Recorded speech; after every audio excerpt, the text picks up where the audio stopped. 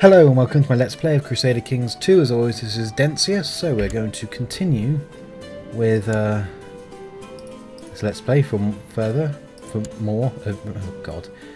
Speaking English could be useful. 10th Persian Sunni Revolt. These guys really don't like... Why did I just do that? They really don't like me ruling over them as a tyrannical overlord that's oppressing their way of life. I can't imagine why.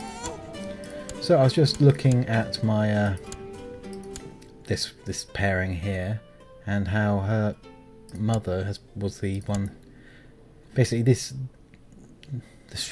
planned future empress, and her are full sisters. So not entirely happy with that. I might break it off if they. Now there goes one of my concubines, I believe. Yes.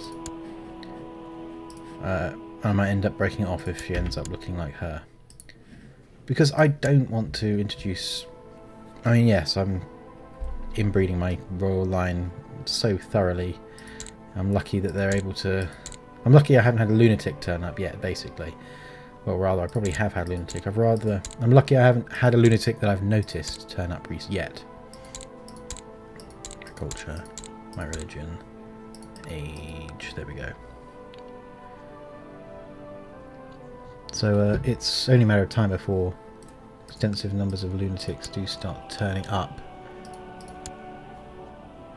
in the bloodline. Crazy people believe they're possessed by the devil, that sort of thing. It's only a matter of time. And if I can, I want to limit certain appearances. Really? Or 10?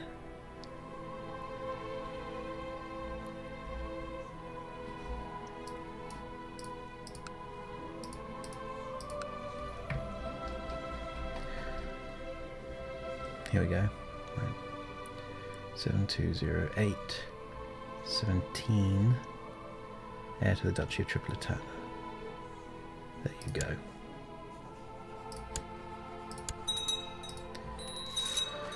And so it's only a matter of time before I start getting crazy people turning up. So I'm going to try to, at the very least, make sure they at least look halfway decent, as well as being, you know, abominations of nature. Might as well be attractive looking abominations of nature.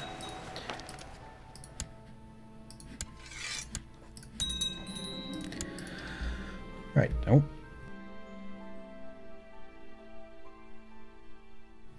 Oh, this is a bad day to record, I feel. I keep having to pause it to cough or yawn or whatever. We decided to release someone. Who's in charge now? So you're still you, are you? How much does it cost to assassinate you? 450, because you're heir to the damn empire. Where do you live?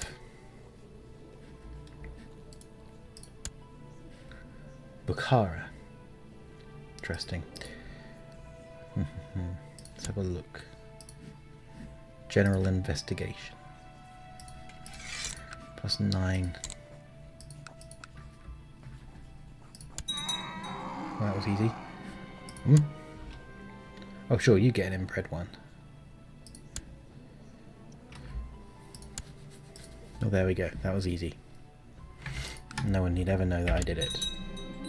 Oh well. I wonder why he died. Yeah, there's something suspicious about that, I think.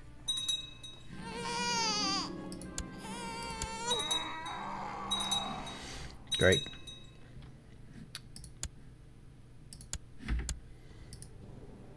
Hey, look at that. He's now the heir. I like that. What? Oh, clan authority's not at max.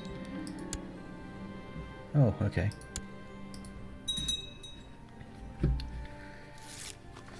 Right.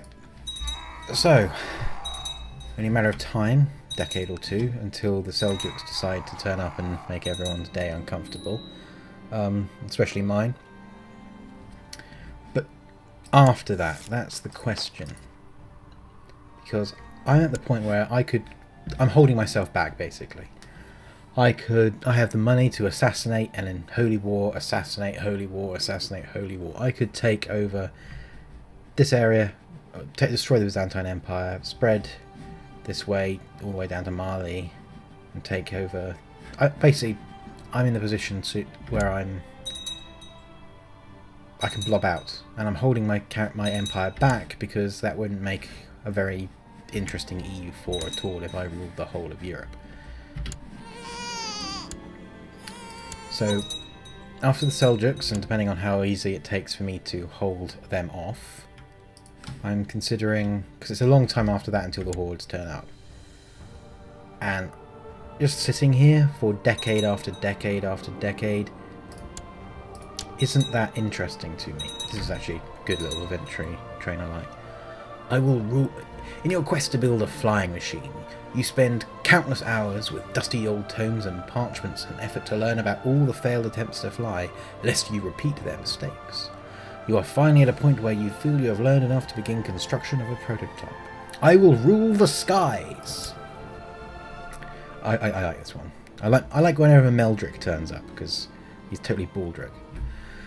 The prototype of your flying machine is nearing completion, but it would probably be ill-advised to pilot the thing yourself on its maiden flight. Fortunately, you know of several promising candidates who could probably be persuaded to take this historic leap of faith on your behalf. I always go with Meldrick, because Meldrick's amusing.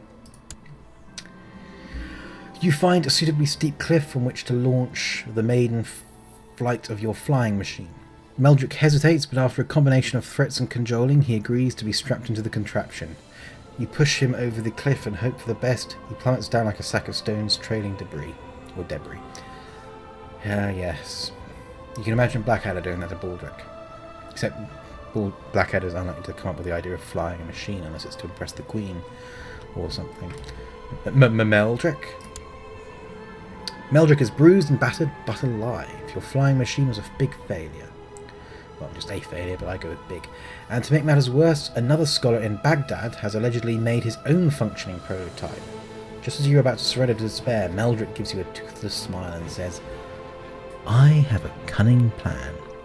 Do not despair, my lord, because I have a cunning plan. I will regret this, but let's hear it. How he did it, it will forever remain a mystery, but Meldrick has managed to steal the rival scholar's flying machine.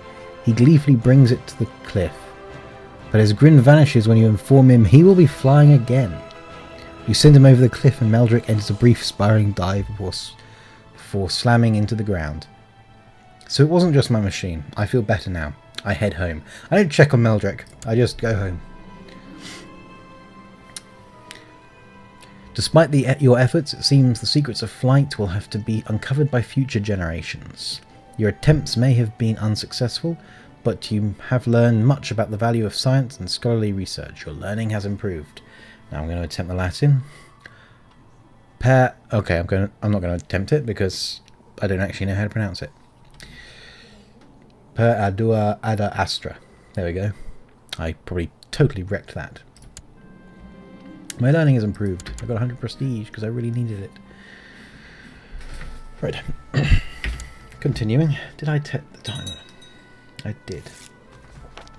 My Emperor, I am pleased to report that the majority of the population in Ankara have converted... Oh, yes, well done. So yeah, I'm just literally letting it spiral on and looking at other things because I don't really want to expand too much. Another independence lot. It's the same lot again. You want more money? I have money. I can give you money. I can imprison you as well, but I'll give you money.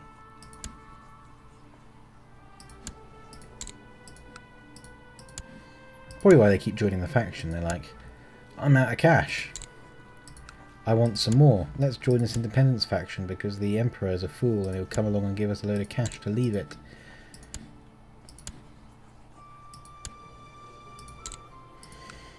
None of these really want independence. I'm just saying, I don't really want to be independent from my empire, because my empire's awesome, and they're not.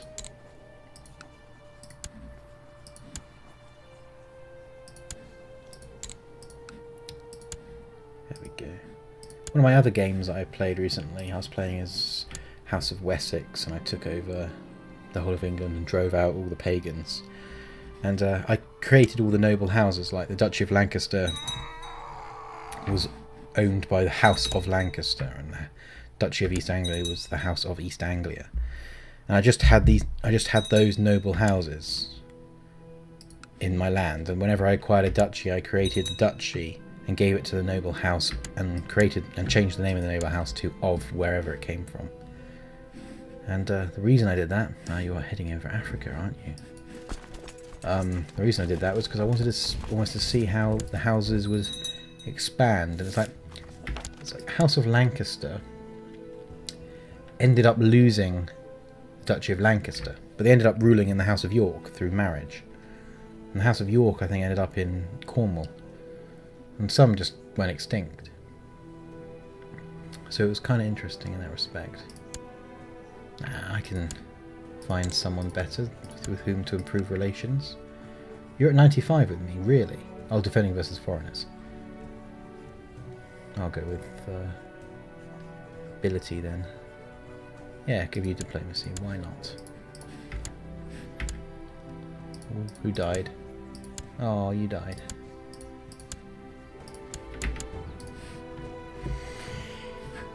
March the army onwards. Persian Liberation Revolt, another one. It's been a while since the Persian Liberation Revolt erupted. March you across. Oh, hang on. The Persian Liberation Revolt. They are Zoroastrian. And you are Shia Uprising. Yeah, okay, I'm going to send you still this way. Because part of you are Holy Orders and won't take on those guys.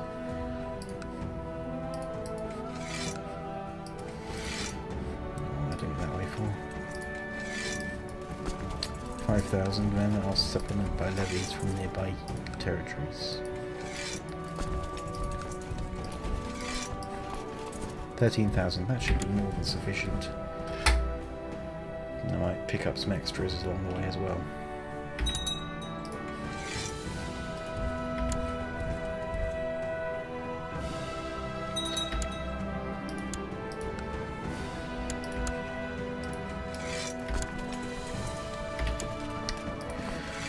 There we go, march off and stomp on them, please.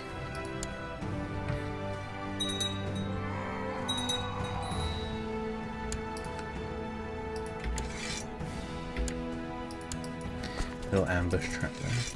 Hardly an ambush, but I'm calling it an ambush. So, time to crush people's will for freedom and self-determination once again. Woo! And crushed. And now you can go home.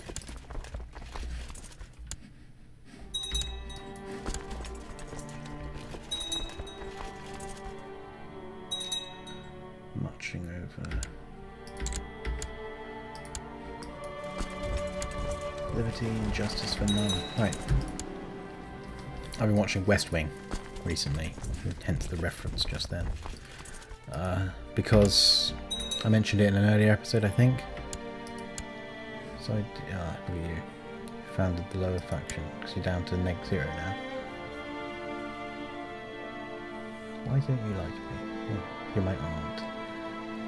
Title claimant, ambitious. It's still ambitious, it's always going to be ambitious, but... Okay, the reason you don't like elective is because you're not going to be chosen. You don't like absolute cognatic or something like that. Right.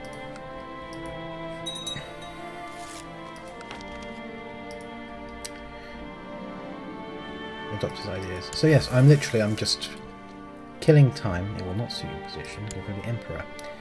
Because I want the Seljuks to turn up, and I want to fail to defend against them. I'm going to try to defend against them, but I can't recall whether or not they're the hordes based on my levy when they invade, or the area they're invading's levy. Either way, they have a good army. And that's the end of that episode. Hang on a second. Yes, okay. That's the one.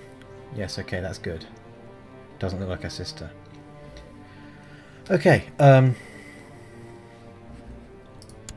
yes. Okay, thank you for watching.